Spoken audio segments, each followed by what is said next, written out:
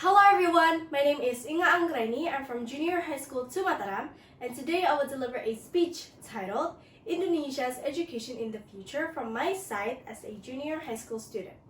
What is it? Let's talk about it. What is the meaning of education? Education is a learning process carried out by both formally and informally, which aims to educate, provide knowledge, and develop the potential that exists within every human being, then realize the learning process better. Is education important? Of course. We need education to overcome the dullness in everyone, and it's a big chance that we need it in our life. Education is important in our lives. Education, which includes three things, namely informal, formal, and non-formal, which has been formed starting from the basics like being taught by father and mother, which is informal, then going to school, which is formal, and the school period is usually filled with extra activities such as dancing and singing, which is non-formal.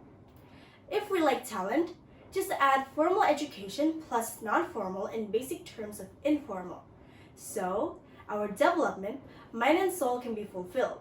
Mind from formal education and soul from non-formal and informal. For example, music.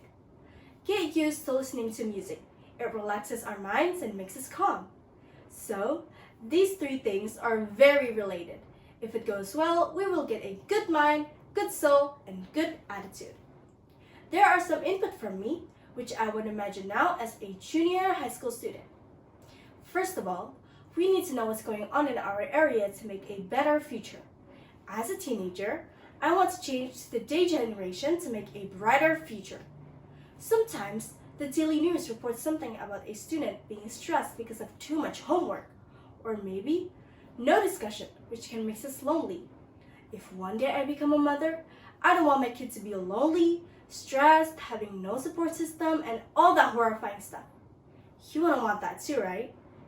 That's why I'm here to share my opinion on what we can change to make our country's education a much better and brighter future, especially Indonesia. Theories is a lot. We have to memorize them, we have to write them, answer questions according to the theory. Sounds like a lot to me, especially when there's a new theory every month. How about we try practice, like half theory and half practice? For example, once we learn on how to make an item from a bamboo, we can practice on making one. We get to know how to make it from scratch, plus we have interaction with friends. Now that sounds good to me. To keep the students active, we must have question and answers, also discussions. Why? Sometimes students can get bored because the teacher was asking questions to only who raised their hands. Other students maybe don't know the answer or just don't know what to say. Here's how this works. We separate the students to groups, give them each one group, one question that's related to the lesson. Have them discuss and exchange opinions to each other. Then, one person deliver the answer. At this point, they all think hard enough to spill their opinions to each other. I think it's okay to Google something to know about general knowledge, even though it's not related to the lesson. As long as it's positive, it's okay. From this, they will have broader insight and a great view of the world at such a young age. Wow! All of that just from our own determination and a little help of Google, we know the other side of the world. I'm sure this will make a huge change to our people. Now, we know how to make a better future for Indonesia's education, or maybe other country too. I know the internet is a big place to be, but when we're searching for something, we have to be wise and careful. We don't want negative things in our brains. We want a helpful, positive, and right guide to our minds. Also, books. Books are the key for our brains to develop. If it's expensive, but also really helpful for school, I recommend you to buy it, as long as we have the payment. Only one expensive book that has so many informations about our lessons at school or just general knowledge, it can make a huge impact on us. That's why books are the windows of knowledge. Even though it doesn't have much information like the internet, it can also be helpful.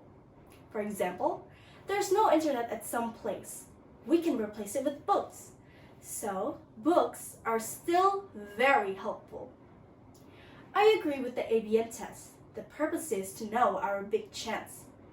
ABM test is assessment for talent, to know what our talent exactly is and how to develop it. For instance, how to pass the IELTS test to know our English talent. ABM test at school can help us to not get confused like I did before, so I think it's good, it's great. Out of all the ideas I convey as a student, one thing I want to emphasize is education in the family. There's a lot of news about bullying. Even though I didn't experience it, this disturbed my mind. And I think that the children who experience it directly would definitely feel very disturbed. I'm concerned. A family that is harmonious and respects each other will usually have a strong sense of self-confidence. I feel grateful and lucky being able to experience this, and I hope all of you do too. Hopefully, what I have said can make us students who excel are mentally strong and physically healthy. There is no excessive stress because there is a holiday break that is truly off without homeworks, assignments, and extra activities. Collaboration of the three education can make me, you, us have a development in our mind and attitude, and we're still learning until today. Finally, I hope that with the balance of the three periods of educations above, we can bring development to our mind and body as students, and in the future, we can become young people, teenagers, who are devoted to their parents, useful for the nation and state, for society, and for ourselves. That is all from me. Thank you, and see you next time.